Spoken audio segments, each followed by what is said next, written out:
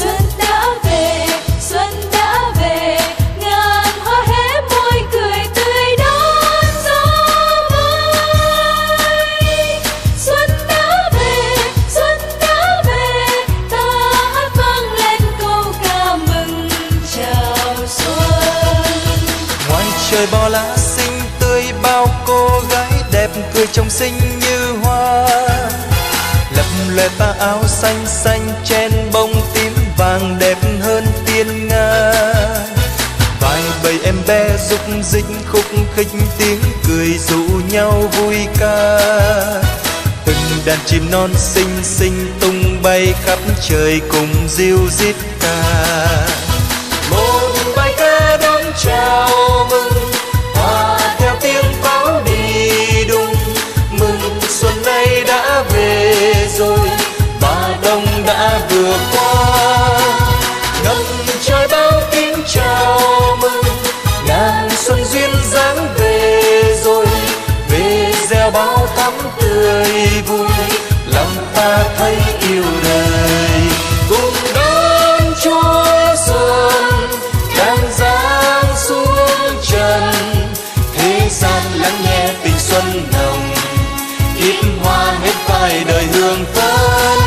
Nào ai hững hờ, xuân vẫn ngóng chờ, tới đây nắm tay cùng ca múa, hát lên đón xuân của tuổi thơ. Xuân đã đến rồi, rêu răng ngàn hồn hoa xuống đời, vui trong bình minh, muôn loài chim hót vang mọi nơi. trong tiếng cười cho kiếp người tình thương đắm đuối.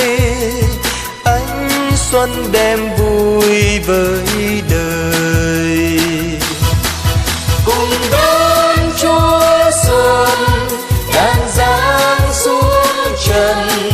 Thế gian lắng nghe tình xuân nồng, kiếp hoa hết phai đời hương thơm.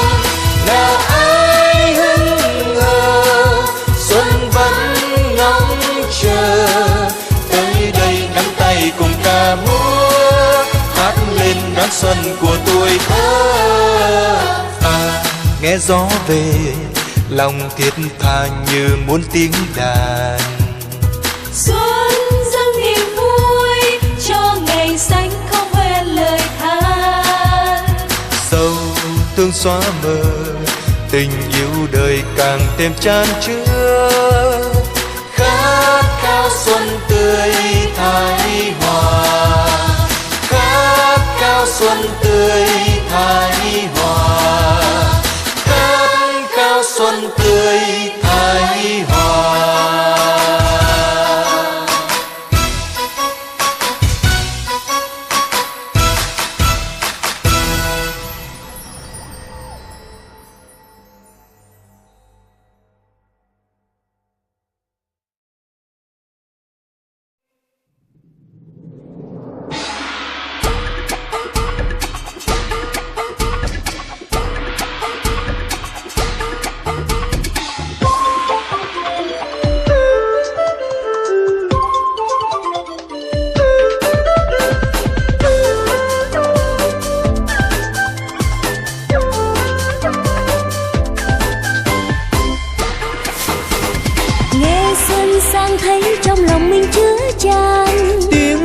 Vui vang đó đây nghe rộn ràng. Kìa mùa xuân đang đến trước thềm, gần xa điệu nhạc xuân êm như bức tranh tô đẹp thêm. Xuân ơi xuân vẫn muôn đời yêu mến xuân, nhấp chén vui ta chúc nhau ly rượu mừng. Ngày đầu năm hạnh phúc phát tài, người người gặp nhiều duyên mai xuân thắm tươi hương nồng say.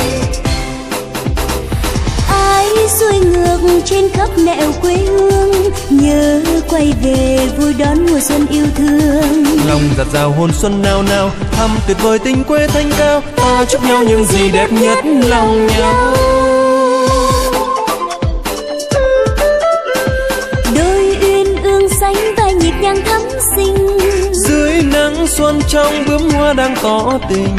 Còn mùa xuân đem vui đến trời, còn nụ cười nở trên môi nhân thế luôn mong đời xuân.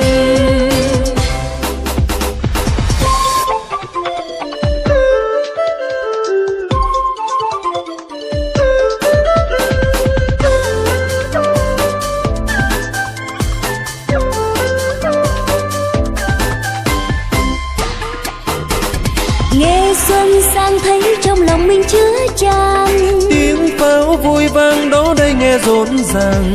Kìa mùa xuân đang đến trước thềm, gần xa điệu nhạc xuân êm như bức tranh tô đẹp thêm. Xuân ơi xuân vẫn muôn đời yêu mến xuân, nhấp chén vui ta chúc nhau ly rượu mừng. Ngày đầu năm hạnh phúc phát tài, người người gặp nhiều duyên mai xuân thắm tươi hương nồng say. xuôi ngược trên khắp nẻo quê hương, nhớ quay về vui đón mùa xuân yêu thương. Lòng giặt rào hồn xuân nào nào, thăm tuyệt vời tình quê thanh cao, ta chúc nhau những gì đẹp nhất lòng nhau. Đôi uyên ương sánh vai nhịp nhàng thắm xinh, dưới nắng xuân trong bướm hoa đang tỏ tình. Còn mùa xuân đem vui đến trời, còn nụ cười nở trên môi nhân thế luôn mong đời xuân. Còn mùa xuân vui với đất trời, còn nụ cười nở trên môi nhân thế luôn mong đời xuân.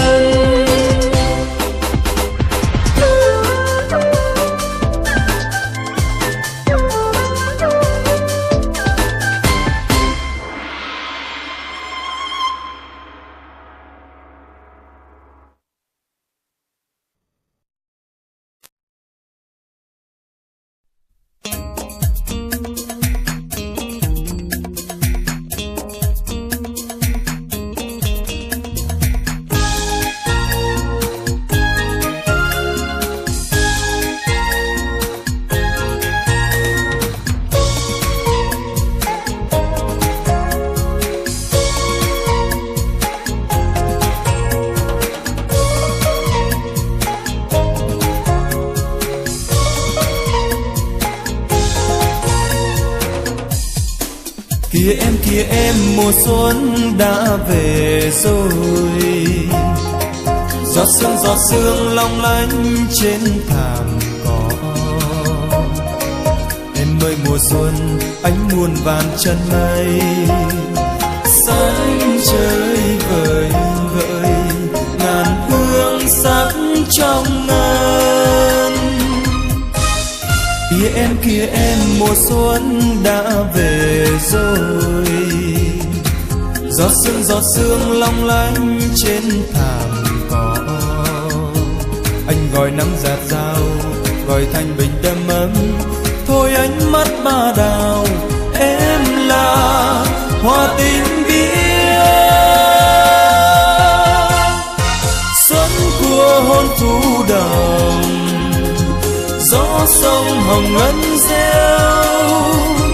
Nước non vang ngàn dặm, tình ai đầm buông neo.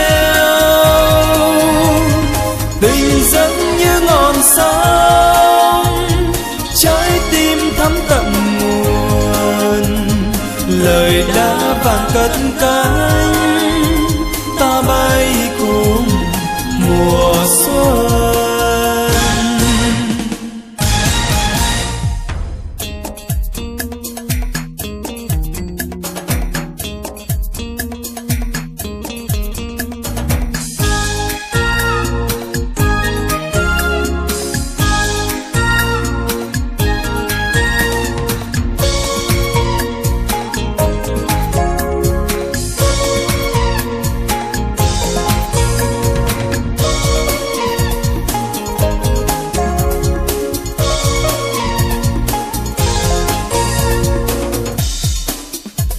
Kìa em mùa xuân đã về rồi. Giọt sương long lanh trên thảm cỏ. Em ơi mùa xuân ánh muôn vàn chân mây. Sáng trời vời vợi ngàn hương sắc trong ngân. Kìa em mùa xuân đã về rồi. Giọt sương long lanh trên thảm cỏ. Anh gọi nắng rạt rào, gọi thanh bình đầm ấm. Thôi ánh mắt ba đào, em là hoa tím biếc. Xuân của hôn phù đồng, gió sông hồng ngân reo. Nước non vang ngàn dặm, tình ai đầm buông neo. Tình dẫn như ngọn sóng, trái tim thắm tận nguồn. Lời đã vàng cất cánh, ta bay cùng mùa xuân. Xuân của hôn phù đồng, gió sông hồng ngân reo. Nước non vang ngàn dặm, tình ai đầm buông neo. Tình dẫn như ngọn sóng, trái tim thắm tận nguồn. Lời đã vàng cất cánh, ta bay cùng mùa xuân. Lời đã vàng cất cánh, ta bay cùng mùa xuân.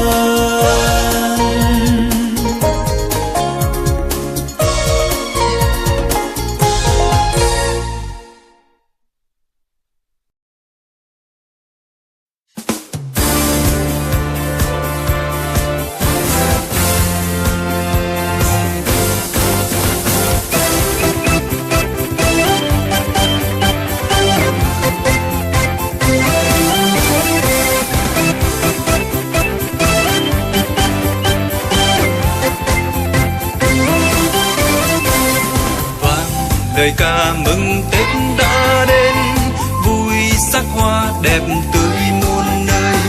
Đẹp ngàn nụ cười sáng lấp lánh, tim ngập tràn niềm vui bao. nay muôn nhà, đầu năm mau phát tài, cuối năm nay quây quần Tết sau vui hơn. Người luôn hạnh phúc, may mắn đều suốt năm, cuộc đời như ý về sau, lòng càng thêm mong Tết Tết Tết Tết Tết Tết Tết Tết Tết Tết Tết Tết Tết Tết đến với bao duyên lành. Tết Tết Tết Tết Tết Tết Tết Tết Tết Tết Tết Tết Tết Tết đến với bao thái hòa.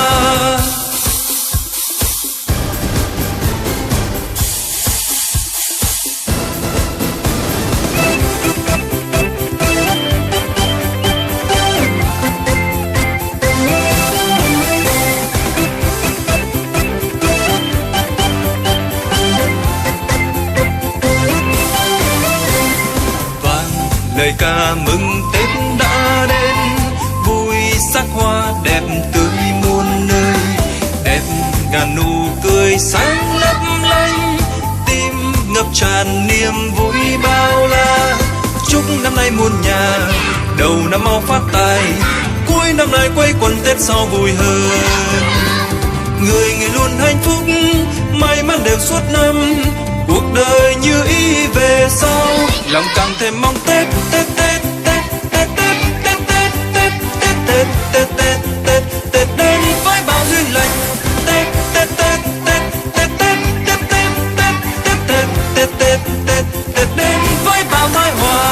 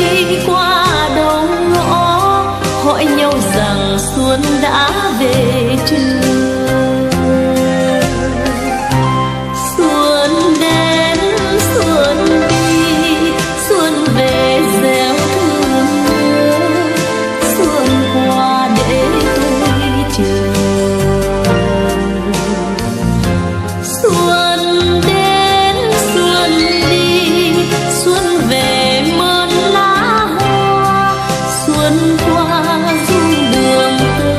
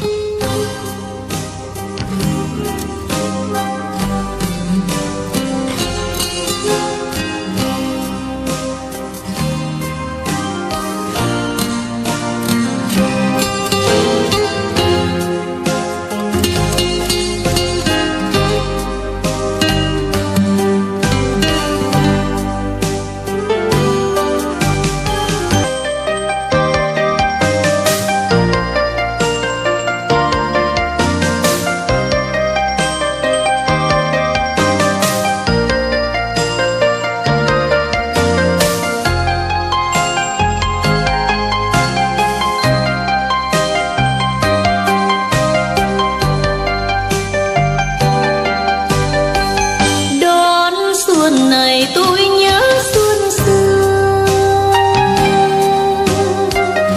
Một chiều xuân anh đã hẹn hò, như ước tình trong cánh hoa mơ, đưa hương theo làn gió. Anh nói rằng nên viết thành thơ. Đón xuân này tôi nhớ xuân xưa, hẹn gặp nhau khi pháo giao thừa.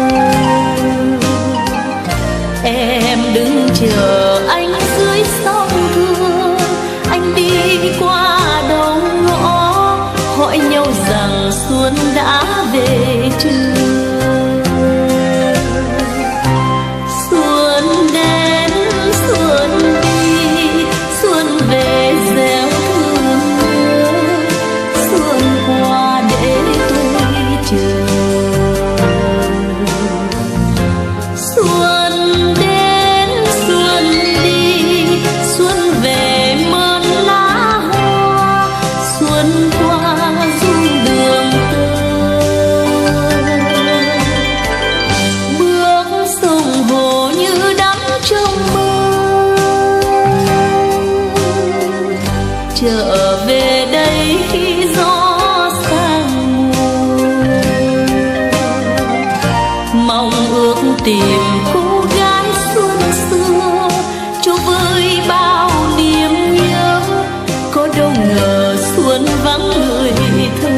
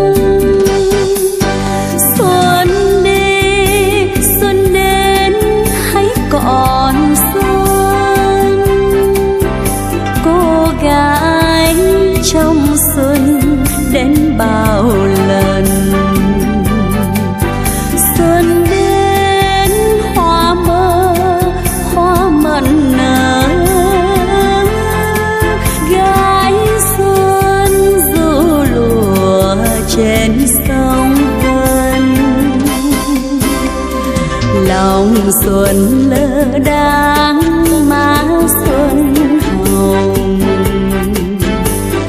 cô gái xuân mơ chuyện vợ chồng.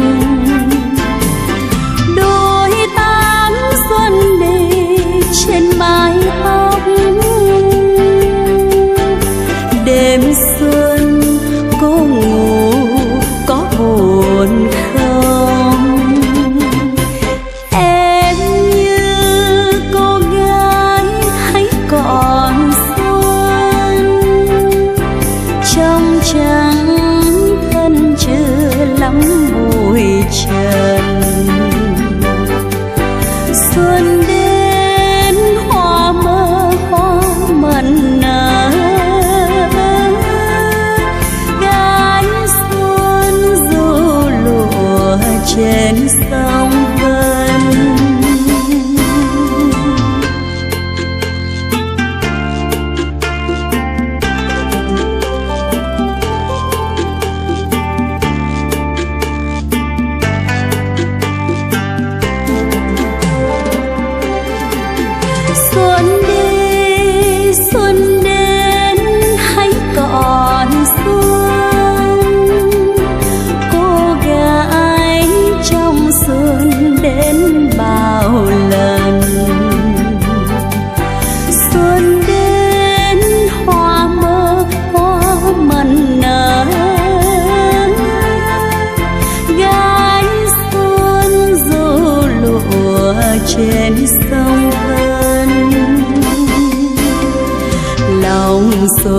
lỡ đàn á xuân hồng.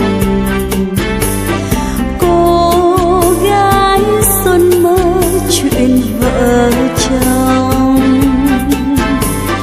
đôi tám xuân đi trên mái tóc mơ. Đêm xuân cô ngủ có buồn không? Em như cô gái hay còn xuân, trong trắng thân chưa lắm vội trần.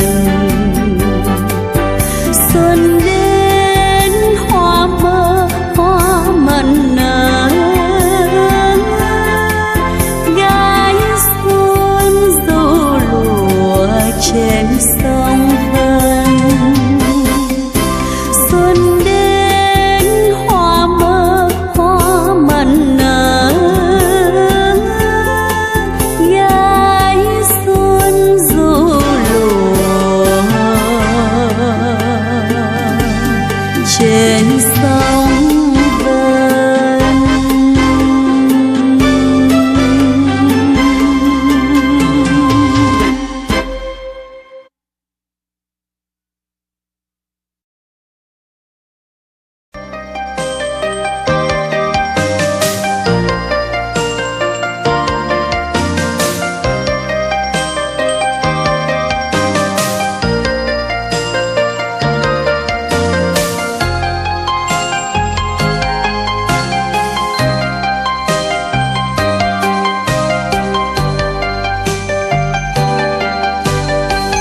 Đón xuân này tôi nhớ xuân xưa,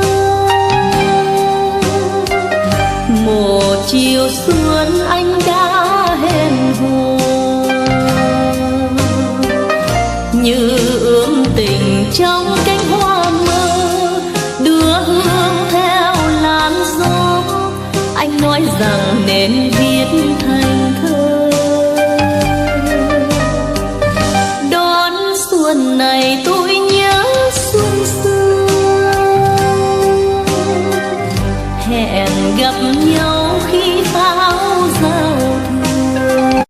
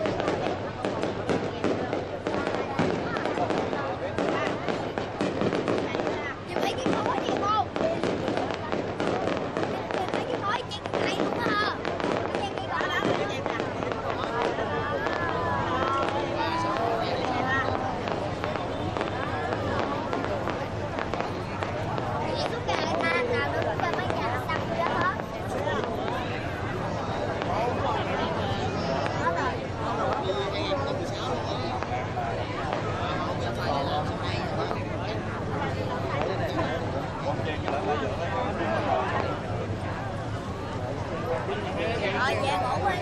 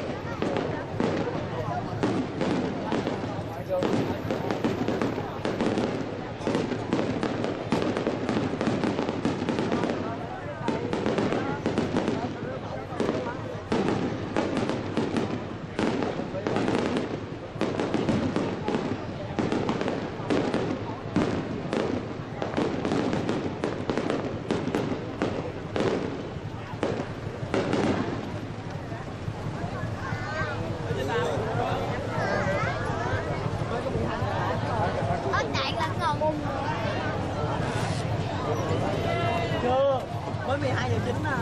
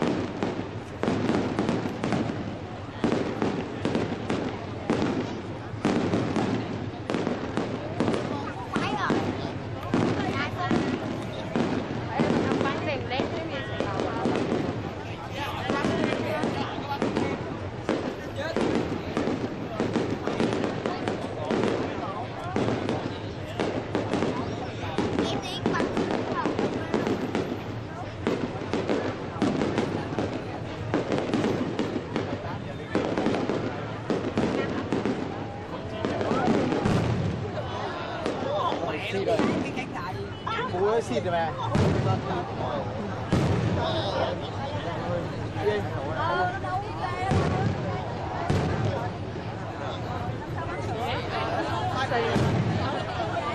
Con lát nó nổ nè, chưa đâu. Xì rồi anh. Không phải đâu, nói vậy á. Lát nó lên nguyên đám vậy á. Đi sai rồi thấy không? Mà con lát nữa nổ bung bung cái đó thấy không?